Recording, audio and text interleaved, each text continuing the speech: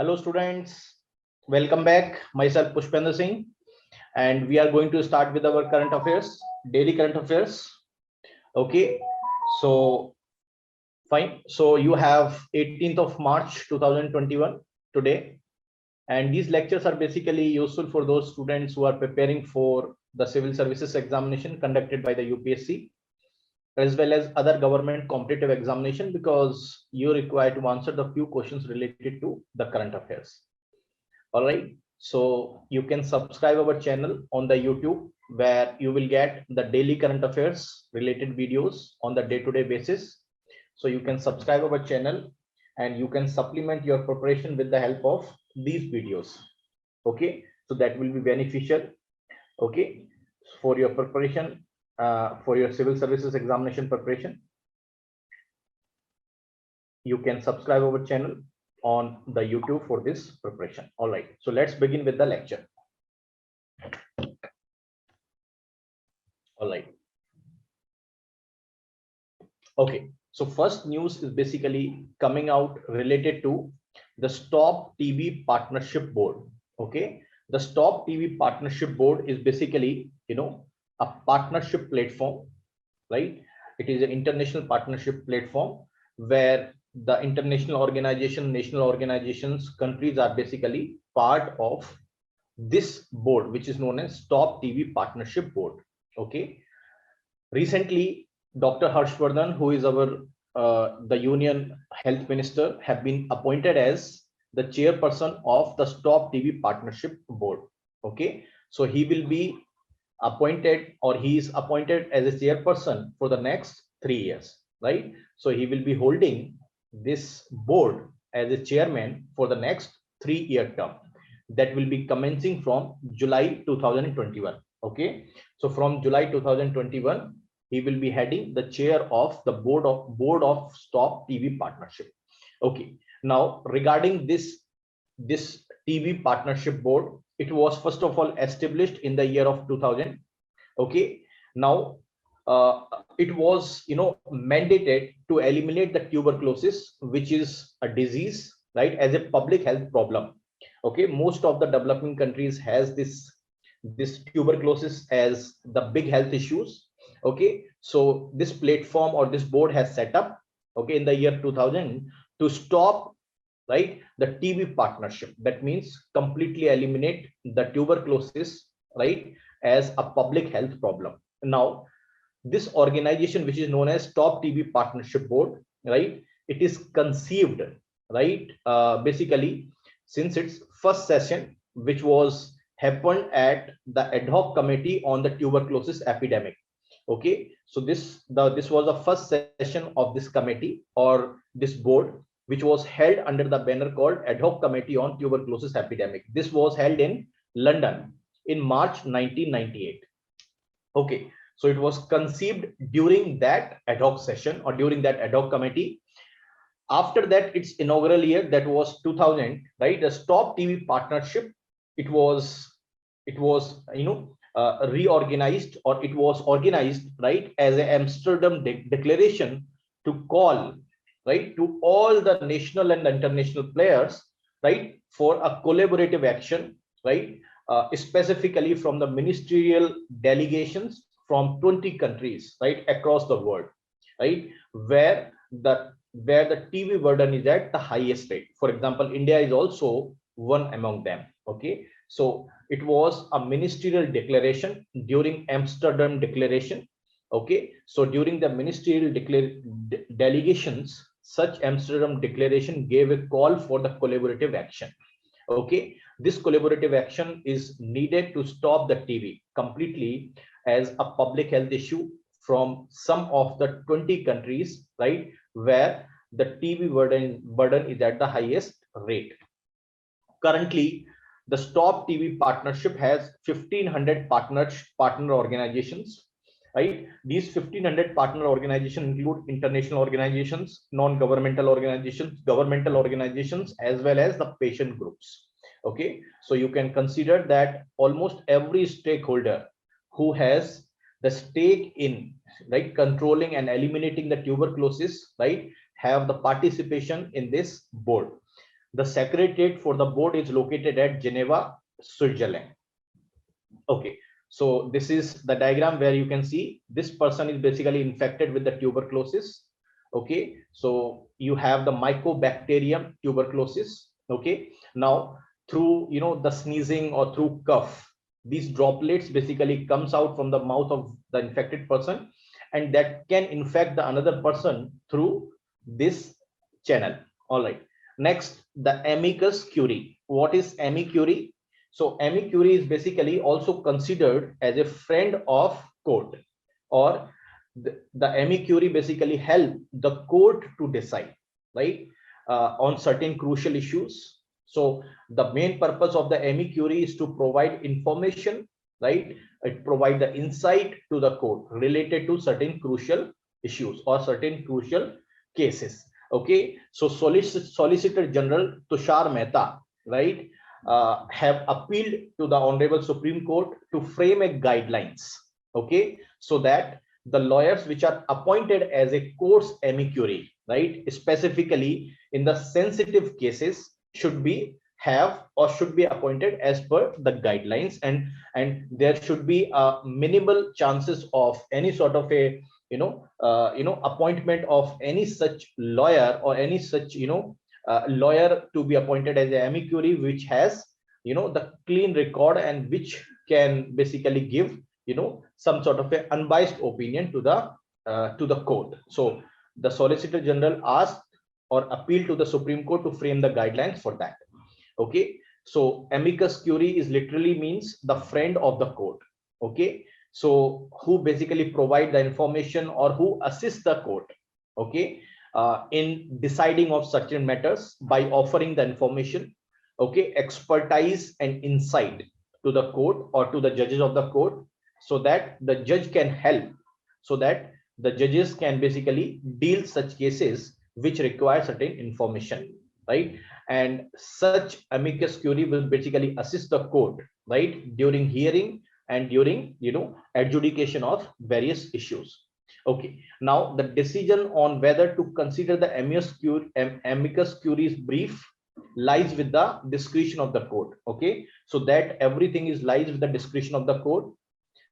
The office called amicus curiae, right, is figured basically in the Roman law. Now since 9th century onward, okay, it was incorporated in the English law also, and from the English law it was later extended to to almost all law systems everywhere in the world. Okay, so amicus curiae has the origin from the Roman law, and after that it was incorporated into the English law, and thereafter, right, due to the colonial law which was also implemented in India, right, the India also have the integration of such system in Indian law system also. Okay, so these are two lawyers who are asking what are the other words for amicus curiae, right? The another lawyer is saying that the amicus curiae is a friend of court, right? He is the friend at court, he is the friend in court, or he is basically the advisor to the court, right? So he basically assists the court in basically dealing with various sensitive issues. He provides the information, crucial insights into the cases. Okay, next, appropriation bill. Okay, now I hope you would have studied your the polity part of the budget. Okay, so in the budget process, okay, every year the government of India or the Lok Sabha basically passes the budget.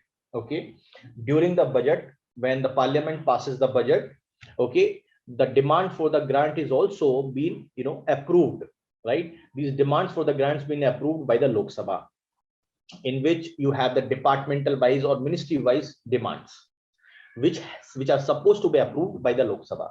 Now what happens is, after approving that demand, okay, now you need to withdraw the money from the consolidated fund of India, isn't it?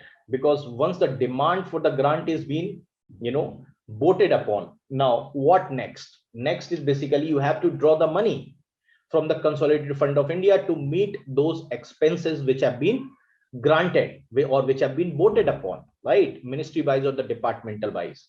Now what will happen? The government again bring the appropriation bill, right? the appropriation bill is basically, legalize, right, the expenditure from the consolidated fund of India. That means unless the appropriation bill passed, right, the government cannot withdraw the money from the consolidated fund of India. Is that clear? So after voting for the demand for the grant, right, it is compulsory as per the constitutional provision that government should also brought an appropriation bill, right, which will legalize, right, the withdrawal of the money from the consolidated fund of India. That means without appropriation bill, government cannot withdraw even a single rupee from the consolidated fund of India. Okay, so this appropriation bill I was talking about. So Lok Sabha recently cleared the appropriation bill 2021-22, right, which allow the central government to withdraw the money from the consolidated fund of India. So that was, I was telling that it legalized the withdrawal of money from consolidated fund of India.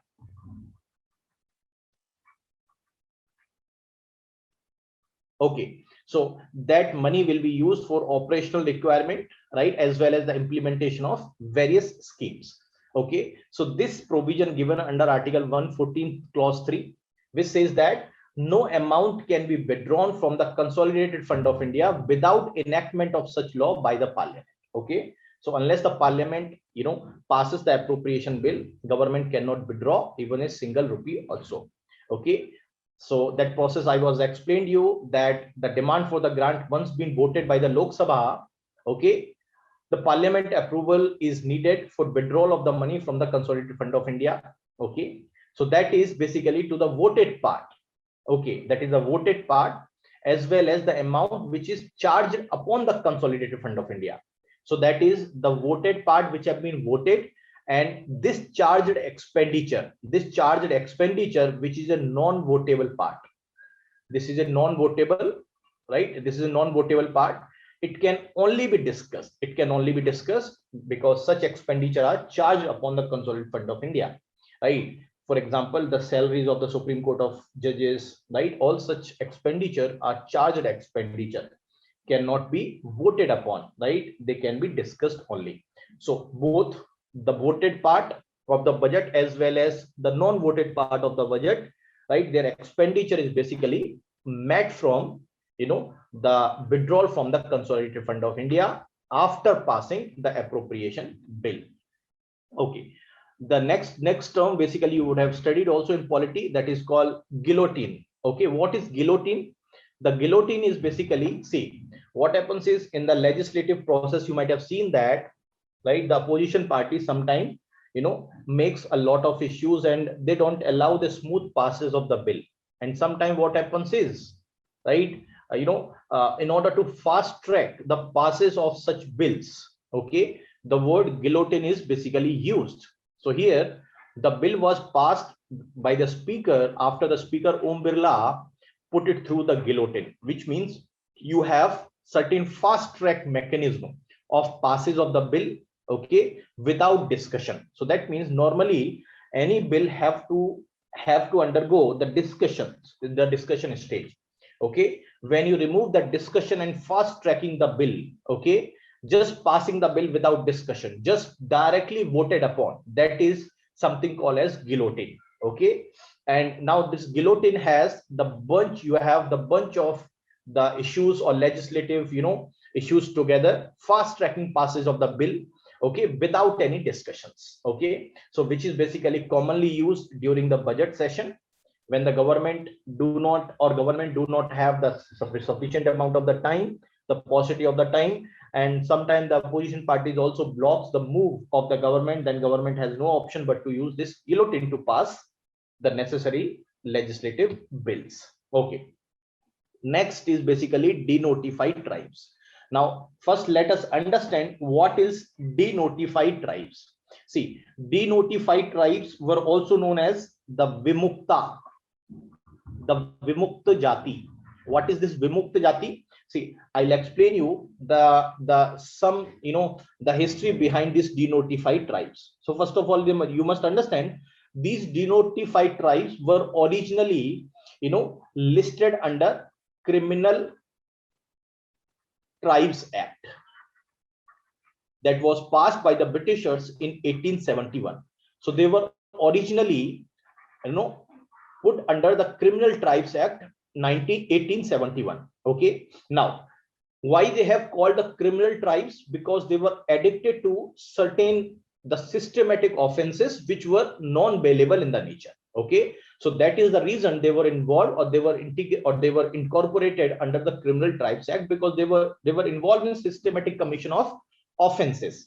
Okay. Now, once the tribe have been put under the Criminal Tribes Act, right, all the members of the tribe are supposed to register with the local magistrate. That was compulsory. Okay. And if the particular tribe who were incorporated under the Criminal Tribes Act, if the particular member do not register themselves with the local magistrate, okay, that would be considered as a crime, and such member would be charged with a crime under Indian Penal Code. Now what happens is, since these whole tribe is considered criminal, right, because they were habitual offenders which are related to the non-bailable offenses. Now this Criminal Tribe Act, basically this was repealed. Okay, in 1949. Okay, it was repealed in 1949, and they were basically replaced by the Habitual Offenders Act. Okay, but again, this Habitual Offenders Act in 1959, okay, which were basically, right, these denotified tribes were again reclassified as habitual offenders in 1959. Okay. And this term, which was known as the criminal tribe, right, which were again, is very it's not good for declaring entire community as a criminal, because it is not possible to have the entire community have some criminal background. Obviously you have to put only those persons who have who have the habit of habitual offending certain offenses. Okay. So the Minister of Social Justice and the Empowerment informed the Rajya Sabha about the initiative for the development of these nomadic tribes, which are also known as denotified tribes. Now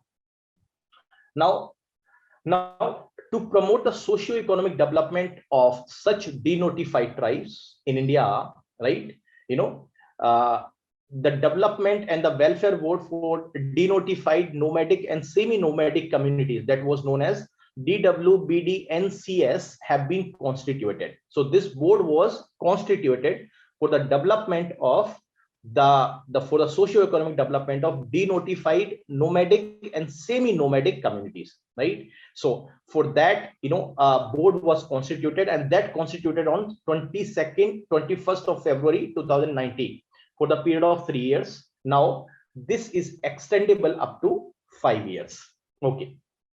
Now, in addition to the following schemes have also been implemented by the Government of India, right, through the state government and the union territory administrations. For example, the Ambedkar pre-matric post-matric scholarship. This pre-matric and the post-matric scholarship have been provided to the denotified tribal boys and the girls. Okay. Then Nanaji Deshmukh scheme for the construction of the hostels for denotified tribe boys and the girls. Under this, the hostels have been constructed for the denotified tribes, boys and the girls, right?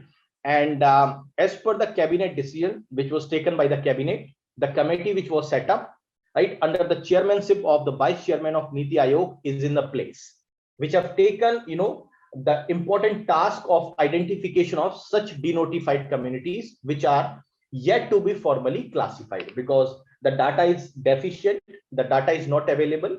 Okay, so the committee with the chairmanship of the vice chairperson of the Niti Aayog have been constituted to look into the issue and to formally identify the denotified tribes which were not yet formally classified. Okay, and the Niti Aayog also assigned the task of ethnographic survey. Okay, this ethnographic survey would basically cover 62 tribal communities right? Involving the Anthropological Survey of India, which is an organization which will conduct this ethnographic survey, right, to conduct the study of these communities in the different part of the country. And based on that report, the Niti Aayog would basically take the decision. Okay, these are some of the few members belongs to the denotified tribes. Okay, next, the International Labour Organization, that is ILO, also reported on the Indian workers. Okay, so ILO basically report, which came recently, titled at the Global Wage Report 2020-21. Okay, now this Global Wage Report 2020-21 have the comparative analysis of the wages, which was given to the Indian workers, okay, as well as the workers in the Asia and the Pacific. Okay, so comparative analysis of the wages have been provided in this report, so which is based on the Indian workers. Okay, so this report have the special significance because the minimum wages at the time of COVID-19 have been not given to the workers, which is very lowest also in Indian perspective. Okay, so this report, which basically deals with the various issues, including the low average wages, which is basically given to the Indian workers. Okay, now these low wages which have been given, right, despite of working for the longer hours, right, if you compare with the workers in the Asia and the Pacific, these workers enjoyed the highest real wage growth, right, among all the regions over the period of 2006 to 2019, right? But the Indian workers basically having the low average wages as well as the longer hours. Okay, then the report also compare the average wage, right, which has taken the national floor level minimum wage, which was stand at 176 rupees per day per person or per worker. Okay, but if you compare with the actual wage, the actual wage are far higher. Okay, the report also takes the median of the minimum wages, okay, in the different state. The medium which was taken, it is again the higher side, which is 269 rupees per person per day in our country. Okay, next, the interstate migrant workers. As you know, the interstate migrant workers are those workers which basically migrate from one place to the another place, right? So migrant workers means the migrant workers which are basically continue to move from one place to the another place. Now when you say the interstate means from one state to another state. Okay, that means let's say the worker moved from Rajasthan to Andhra Pradesh. Okay, that is the interstate migration. That means you are changing the state from Rajasthan to Andhra Pradesh. Now these interstate migrant workers basically faces lot of problems, right? These problems in the form of, first of all, the safety, right, their minimum wage, right, related to the grievances, related to some sort of abuses, exploitation, right, certain other issues like the security, skills, right? So all such basically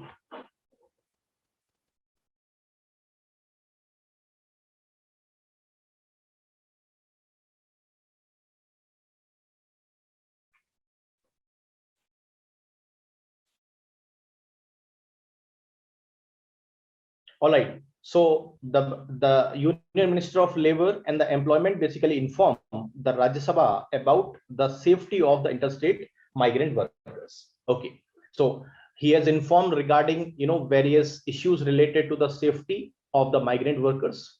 Okay, so we will consider what are those issues are there with respect to the migrant workers. Okay, so to safeguard the interest of the migrant workers, the central government has already brought the law called Interstate Migrant Workmen Regulation of the Employment and Conditions of the Service Act.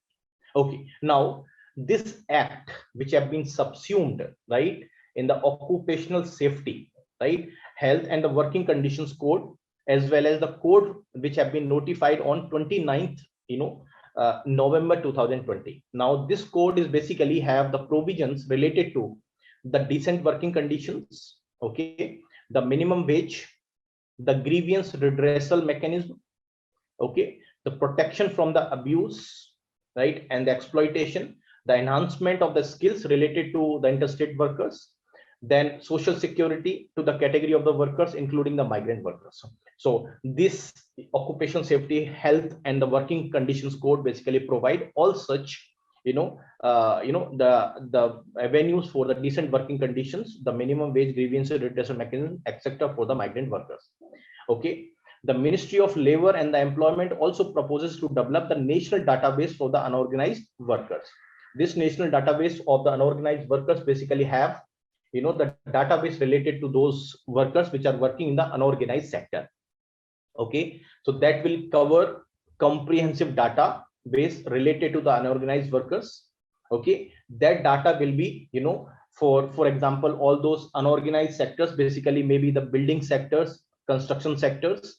Okay, so those workers which are working in the unorganized sectors, right, as well as the migrant workers, they need to see that with the Aadhaar. So that database will definitely help the government of India to basically, frame better policies and the programs to the unorganized workers. Okay, the schemes and the programs which are implemented by the government for the welfare of the migrant workers and the laborers, for example, the Garib Kalyan Rozgar Abhiyan, Pradhan Mantri, Swanidhi scheme, then Atmanirbhar Bharat, Pradhan Mantri Garib Kalyan Yojana, One Nation One Ration Card scheme, financial assistance to building and other construction workers, which have been recently been explained to you. Okay, the Labor Bureau, which is an attached office under the Ministry of Labor and the Employment. Okay, this attached office have been entrusted the task of conducting All India survey on the migrant workers. Okay, so the All India survey related to the migrant workers, right, their issues, right, their numbers, right. So that survey will be based on the data that will be taken from the migrant workers. Okay, the government of India also set up an expert group, right, on 9th September 2020 to examine and finalize the schedules, sampling, design, and other technical details of the aforesaid survey. That was survey which are supposed to be conducted by the Labor Bureau, right, of tasking of conducting the All India survey on the migrant workers. So for that purpose, an expert group has been set up. That expert group would basically examine and finalize the schedules related to such survey that will be conducted by the Labor Bureau. Okay, then telemedicine. Okay, the telemedicine is basically the consultation of related to the medicine, right, between the doctors and the patients on the virtual platform. Okay, that is called telemedicine. So that is the government of India's the national telemedicine service, that is eSanjeevani, have been crossed the milestone by completing 3 million consultation. 1 million around 10 lakh, so 3 million means 30 lakhs.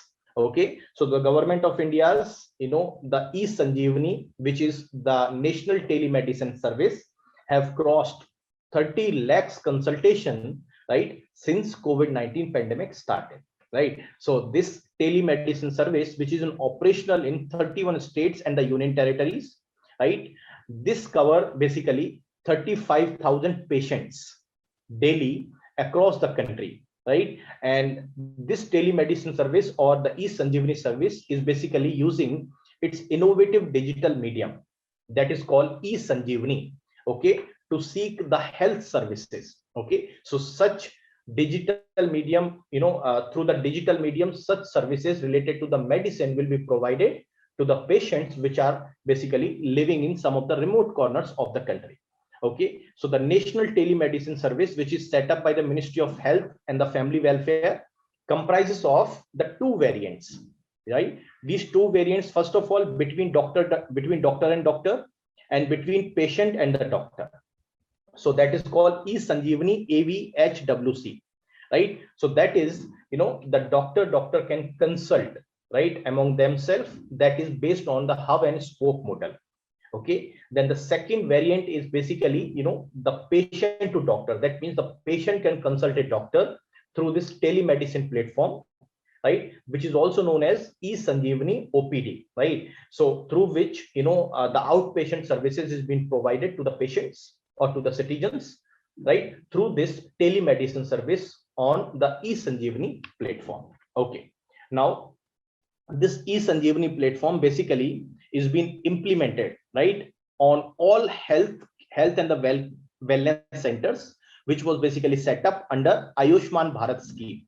Okay, so it will be implemented at all health and the wellness centers, right, under Ayushman Bharat scheme, and by December 2022, okay, it will be operational at 1,55,000 health and welfare sectors across the country.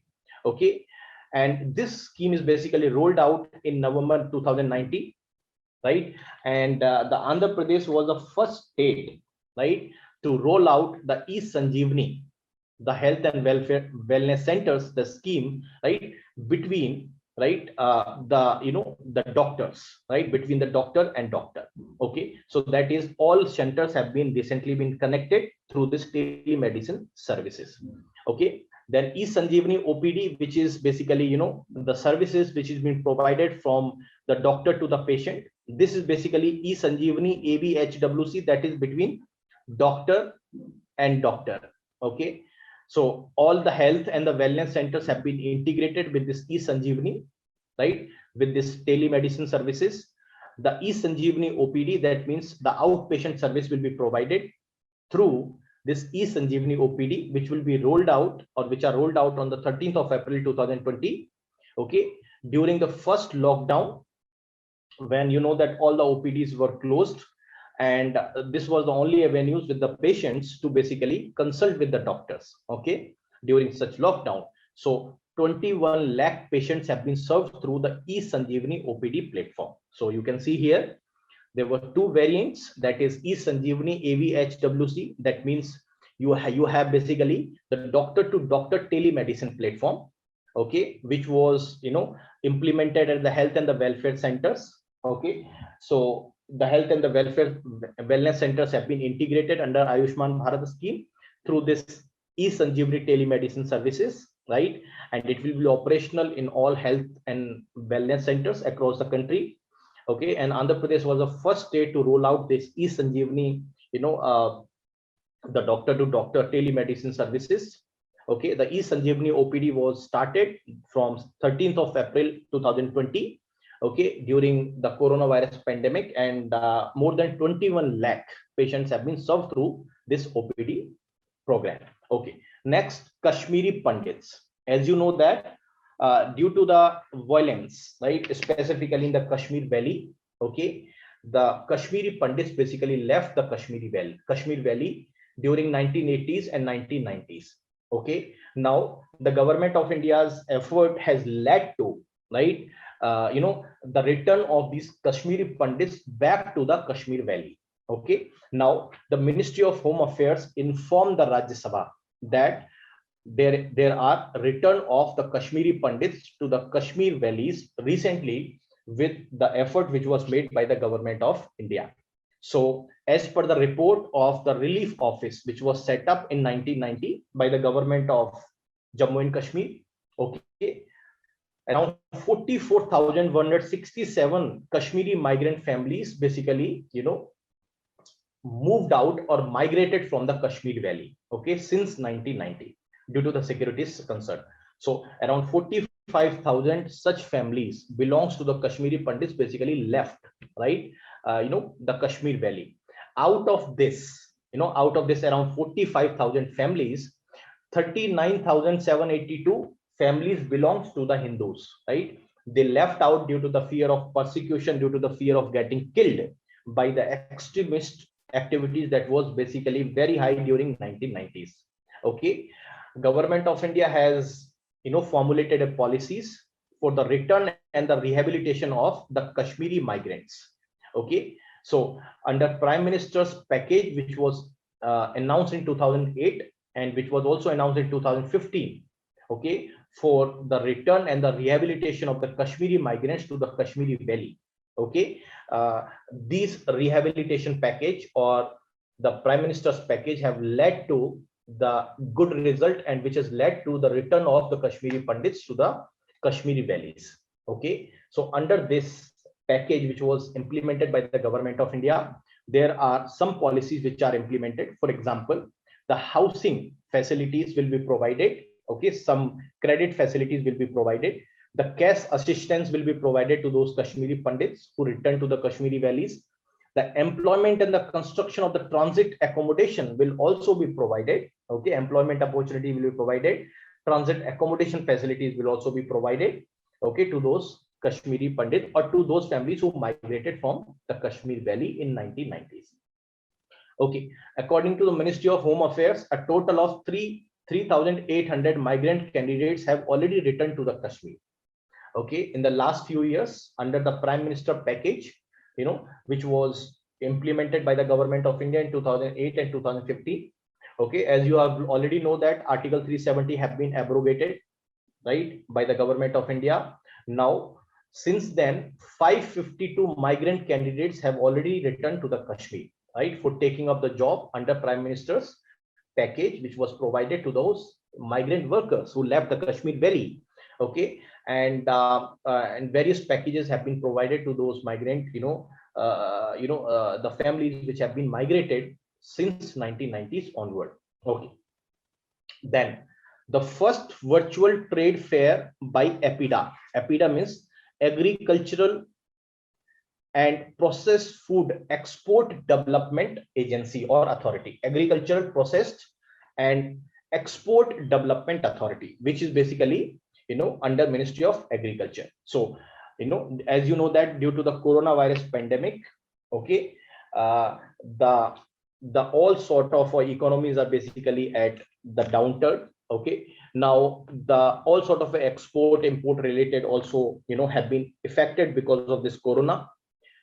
The agricultural export is also affected negatively because of this coronavirus lockdown, right? So the government of India had decided to have the virtual trade fair. Okay, this virtual trade fair would be organized by the APIDA, which is Agricultural Processed Food Export Development Authority, right?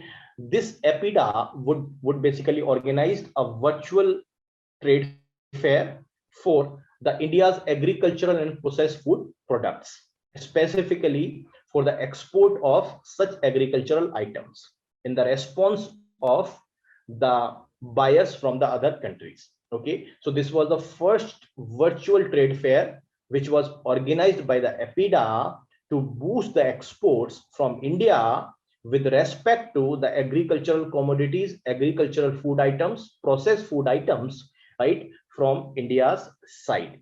So this virtual trade fair was organized by APIDA from March 11 to 12, 2021. This year, it was the first virtual trade fair because due to the coronavirus lockdown.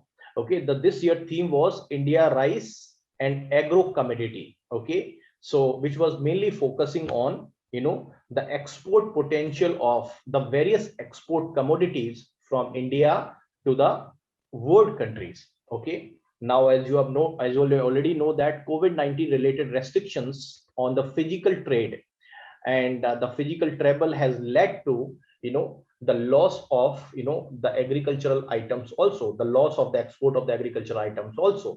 Now to sustain such agricultural export, a virtual trade fair was organized by the APIDA, right, so that the India's agricultural food and items, commodities and processed food to be exported and to explore the new markets also, because exploring of the new market is also very essential, right, for enhancing the export avenues from the country. So all such things are very much essential, and such virtual trade fair would definitely help the agriculture and allied sector to export more and more commodities and to expand its reach to the new markets also. Okay, so this is India Rice and Agro Commodity Show, which is the theme of the first virtual trade fair, which was organized by the APIDA. Okay, and this was organized between 10 to 12th March 2021. All right, so that's all for today. We will meet again tomorrow. Thank you very much for those who attended this session. Thank you very much.